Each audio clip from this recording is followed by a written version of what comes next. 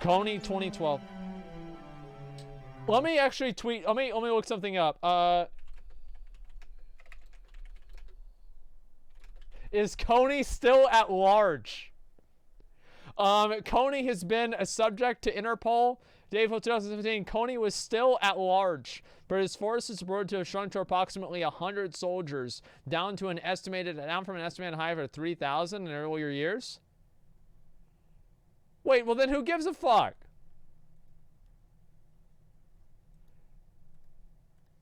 No, I thought there was like a bunch of people. Yeah, here he is. Yeah, remember that picture? Whatever happened to that? Early life. Okay, what is this here? Indictment. Okay, so he's still just chilling. So nobody's heard from Kony in like 2 years or something like that. I guess that's probably because they don't have any sort of, they don't have Twitter or anything over there. So he can't tweet, be like, oh, going over to here, having another raid, recruiting more 8-year-olds for my army. Oh, wow.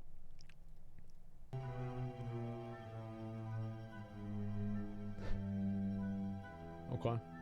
Kony2012 is the story of a man, Jason Russell, and his relentless quest to stop Ugandan warlord, Joseph Kony. Good. Good. Let's begin where the action started. On March 5th, 2012, a charity called Invisible Children published a high-production video called Kony2012. It was an awareness campaign. I never watched this. I never did. Jeff fucking bought the shirt. Jeff bought the shirt, man. He bought the fucking shirt, man. I'm like, I asked him, like, why? Why, Jeff? Who cares? It's like, oh, you know, hey, you know, you gotta buy this shirt.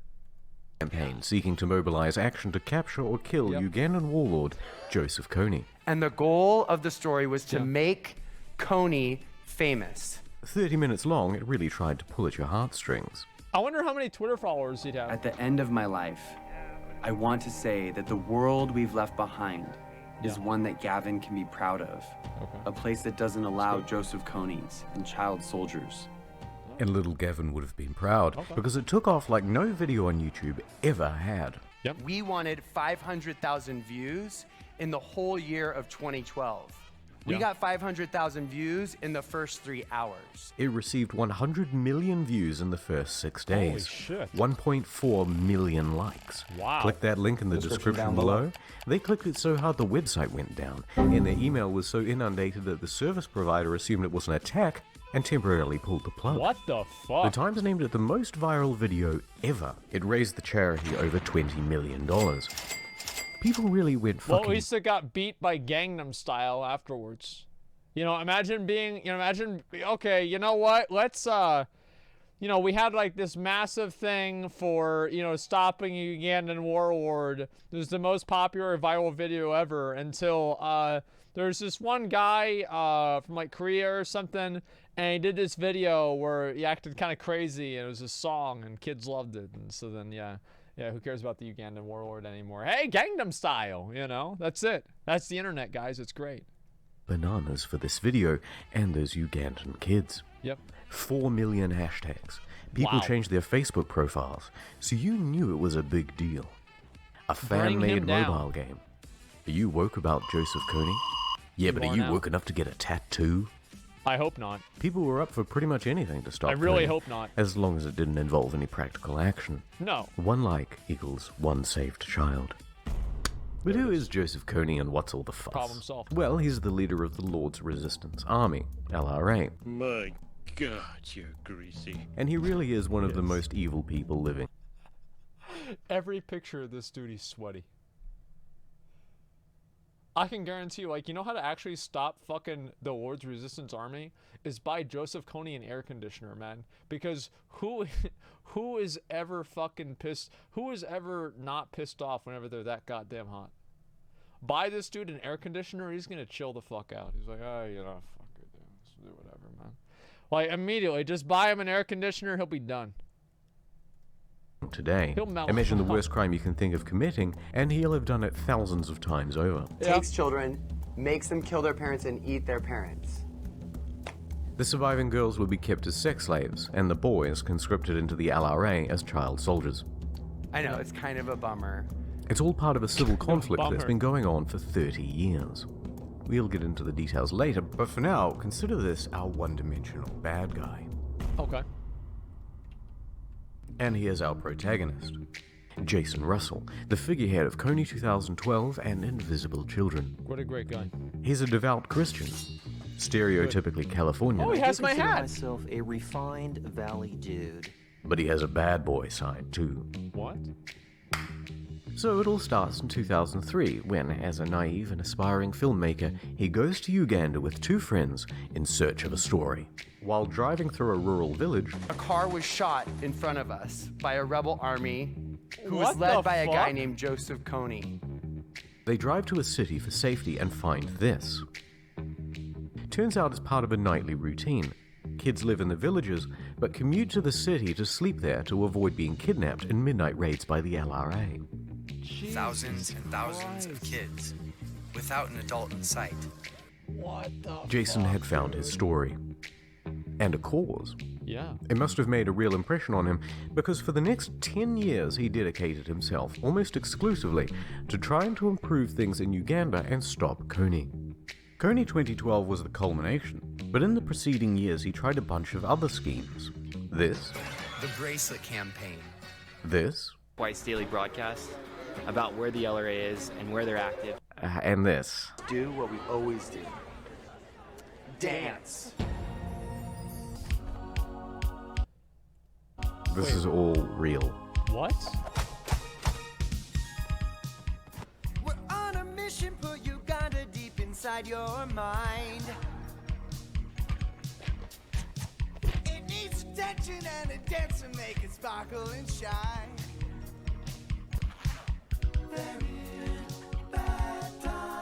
Oh my god! Naturally, questions have been raised about I mean, okay, so the guy's a bit of a dipshit. But it seems like he has a good cause. You know, he went there, he had a profound experience. Joseph Kony tried to pop him off, and he spent the next 10 years dedicated of his life to popping Joseph Kony off. You know, he had a bad time in Uganda. He's like, fuck this, we gotta help these guys out. This sucks. Like, no, I like, realistically, he may be a crazy nutcase, asshole, whatever, right? And a bit of a dipshit. But he's trying to do a good thing. He's just trying to do a good thing. You know, he's just trying to do a good thing. That's good. Or is he? Well, I don't know. Or is he? We've got about 10 minutes left on the video. Let's find out. his sexual orientation. All these other rumors, too, that you were gay. Mm-hmm. Yeah, I've heard those rumors. Yeah. My parents started a large children's theater organization, so I am...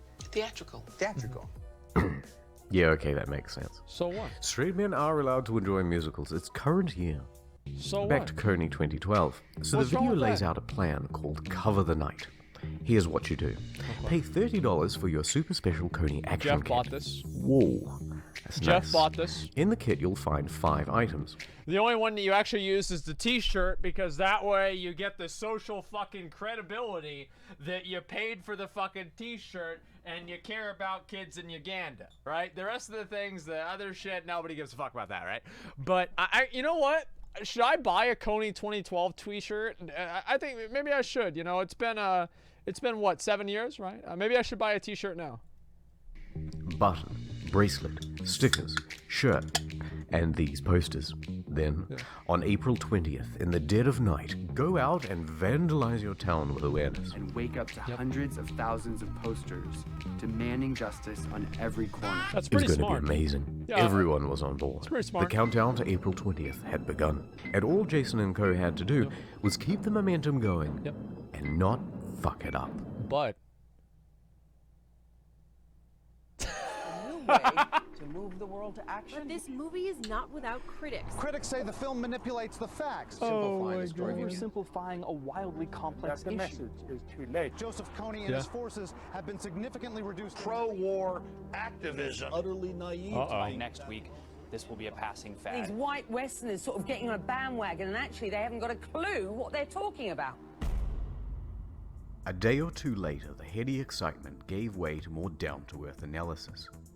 Media commentators started making scathing critiques of the video, and testimony from Uganda wasn't entirely positive either. It's unfortunate that we can have people who are merchandising, but using people's problems. Then it got really serious. Teenage girls started weighing in. Kony, so I asked my mom, and my mom laughs and goes, "He died like 5 years ago." This is wrong, by the way, but it was seen by 4 million people.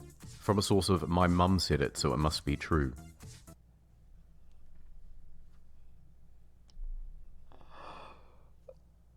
How is the internet so fucking stupid? Like, don't you ever like sit back and like some really, really dumbass shit happens and you wonder and you ask yourself, how the fuck is this real? I don't know. Like, I mean, sometimes I think back at these like these events that happen and it makes me wonder. The term slacktivism started cropping up more and more. Legitimate questions were asked. How will the money donated be spent? Oh, okay, relax, dude. Would have to go to the Ugandan military. Why did you put your son in the film? You know, why would you put your son in the film? You know, why did you put yourself in the film? It was questions about our sincerity. Why are they saying Kony is in Uganda when he's actually in the Central African Republic? Invisible Children wasn't popular among other charities either. They were hogging the limelight. Yep. And they released Kony2012 just 2 days before International Women's Day. Whoa. A critical fundraising time for some. Even the Ugandan Prime Minister took a few jabs. We do not need a sleek video on YouTube for us to take notice. Once people started feeling misled, they turned against the organization and squared the blame on one person. The pressure was building. Online backlash and a hectic schedule was starting to take a toll. My phone was getting 10 text messages every second. It was just... Millions of supporters on one side, millions of critics on the other. On and on and on. Make Kony famous? Well, it made Jason famous too. And the pressure kept increasing. He was flying all over the country to spread his message. Took the red eye to New York, landed at 5 in the morning. Working around the clock. On the Today Show, People Magazine, Reuters. By day 3, I was in LA doing interview after interview after interview. That's a lot of interviews. Interviews in 48 hours. Wow. So he was sleeping less and becoming more erratic. Not being able to sleep, not being able to stop my racing mind. Criticism from every direction. And it was like, you're the worst. You're terrible. Man, I really can't relate to that. I can't relate to that. See, here's a little secret, okay? If you ever have to worry about, you know, increasing pressure and, you know, people getting on you and criticizing you constantly, and here's the secret. Stop giving a fuck. Just stop giving a fuck. Don't care about anything. Don't care about yourself. Don't care about them. Don't care about what they say. Don't care about what you do. Just do whatever you want and that's it. Don't care about anything. And Kony's dead. They started saying the whole project was for his ego, or based on greed. I can't relate. And not just criticism, responsibility. How are you going to stop children from being murdered, I can't relate Jason? at all. You promised a solution, Jason. Yeah. When are you going to deliver, Kony? At the end of that day, my mind was exhausted. To release the pressure, he and his family tried to take a couple of days off by going to Palm Springs. That's nice. But people recognized him there too. So they hid away in their hotel room with the curtains closed. Nice try. Jason was starting to crack. Paranoia, delusions of grandeur. Yep. He went with his family to see the Lorax, and he thought the film was speaking to him directly. Voices in Jason's head told him that he needed to get to New York in the next 12 hours, or Kony would win, whatever that meant. Then, he stripped off all of his clothes and ran out into the street.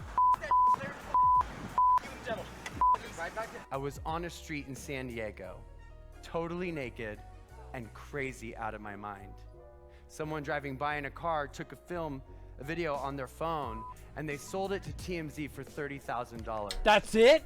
And then my naked and crazy mess went viral as well. Some have said that he was jacking it and that he was on drugs.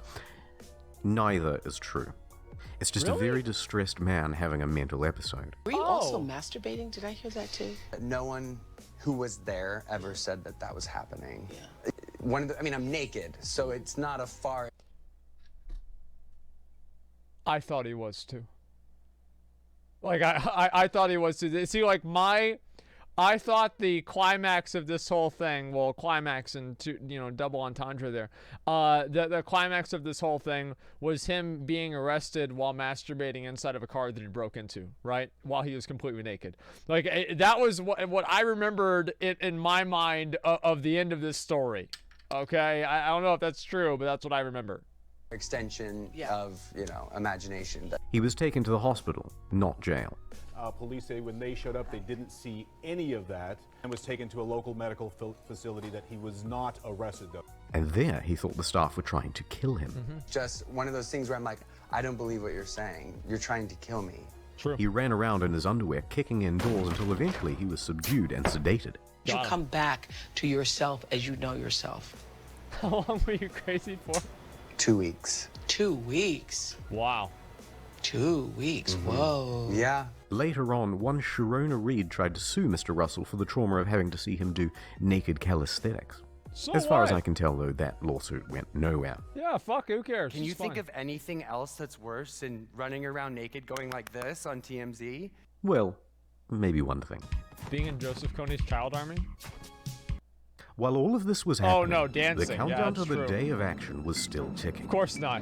Thousands of kits had been sold. Get ready for an awareness campaign so effective you'll think you're living in Uganda. The kids rolled out into the street. Selfie sticks and posters ready. Let's do it. Okay. Let's save those kids. All right, let's go. We're changing the world. Let's do it. Oh, God, yes. And then what? But it wasn't all well intended. Some took it as a chance to vandalize their neighborhood with impunity. The adults were left to clean up the mess. And despite the impression you might get from this fancy montage, the turnout was abysmal. Here are some figures. Toronto, 50,000 people registered. Real attendance? 50. Sydney, 18,000 people registered. Real attendance? 12. Montreal, 4,800 registered. Real attendance? Zero. Instead, they cancelled their event and put up a post calling Invisible Children a fraud organization. It's an invisible event. This is what 4 million Kony hashtags gets you.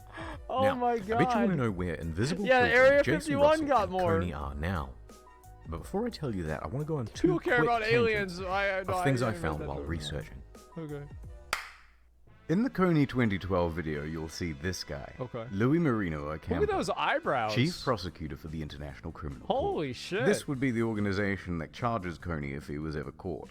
Yeah. Well, in 2017, a bunch of Louis' emails were leaked, and they detailed one hell of a caper to catch Kony and bring him to justice. Okay.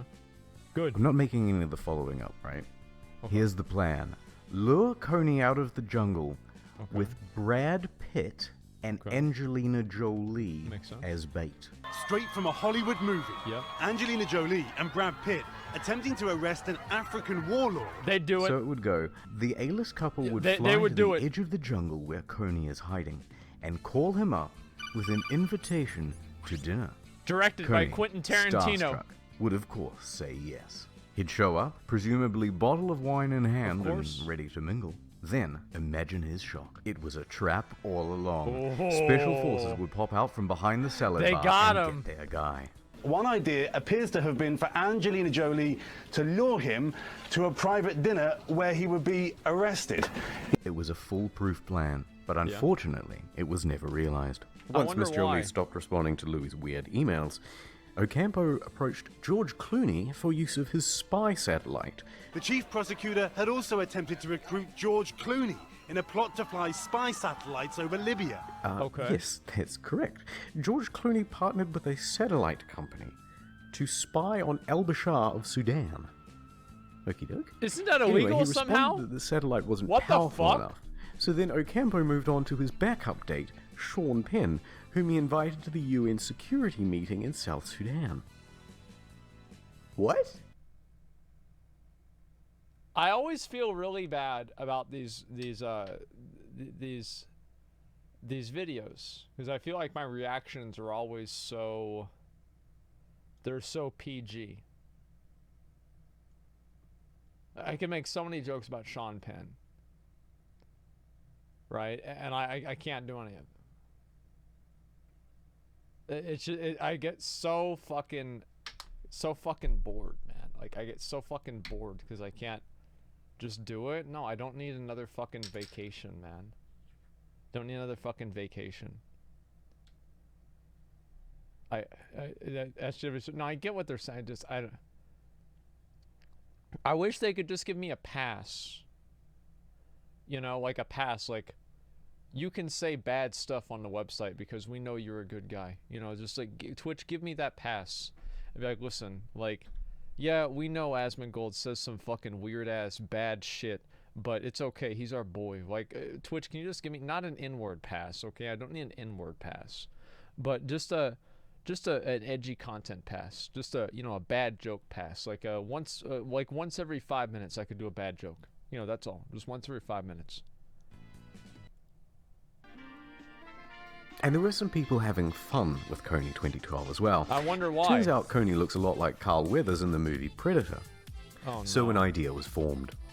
Take this screenshot from Predator, post it on Facebook, and say how great he is without mentioning the name. Oh, I think Jeff did that too. Then wait for some Slacktivists to immediately assume it's Joseph Kony. Yep. Then you call them racist. It was good for a few minutes of fun. Then they tried it on the official meetup pages. Promptly deleted. No, a surprise. And we're back. So get a load of this total car crash, dumpster fire, shitstorm, diaper hurricane. I feel like Kony won. Well, no. Despite all the mishaps and poor turnout, Kony2012 was a massive success. The goal was to make an obscure warlord in rural Uganda a household name. And they succeeded. That's reaching true. the hundreds of millions on a budget of about $1.5 million. Wow. Any marketing agency would kill for that. In fact, 7 years later, you probably clicked on this video because you have some vague notion of Kony and that video already. Now, yeah, you remember. Let me give you a very brief rundown on where everyone is. Then let's get out of here. Invisible Children. Outside of long-term and small-scale projects, they've largely ceased operations. Joseph Kony. He's still out there, but his army is shrinking and splintering. He is effectively in hibernation. And Jason Russell. He's no longer with Invisible Children. He's also been breakdown free since 2012, but he's still doing the activism thing. Look, I've had to gloss over so many details in this video. Okay. And there are so many more questions to be answered. Okay. But I don't want this video to be an hour long or to take 2 months more to make. Yeah. So I'm going to round this one off with a Q&A on the second channel. What about that $20 million they raised? Why didn't the US military or the Ugandan military ever just bomb the shit out of Kony? What did Kony have to say about the video? All of these questions, and a ton more, plus any questions you may have of your own. Uganda want to see it. That's a good one. Uganda want to see it. Okay, to be fair, that was actually pretty good. That was exactly what I wanted it to be. I'll be honest, guys. I was, Remember you... Okay. All right. That's enough.